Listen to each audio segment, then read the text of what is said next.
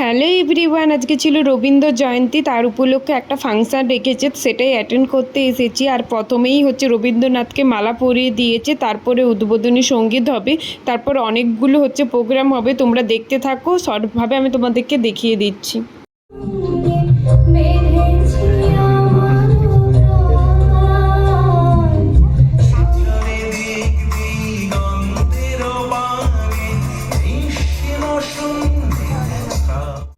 এদেরকে দেখো, এদেরকে দেখে মনে হচ্ছে এরা ফাংশন দেখতে এসেছে, এরা সব খেতে এসেছে। দেখবে পরে খাচ্ছে কেমন করে।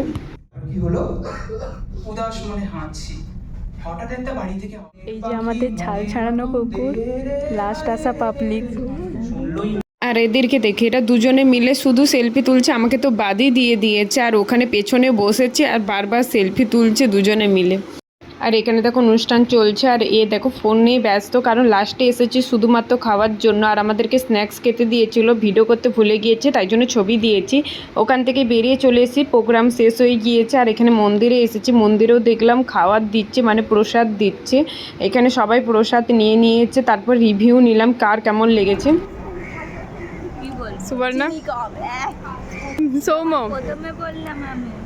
সুব্রত। আর এটা ছিল আমাদের স্ট্যাচু পাবলিক।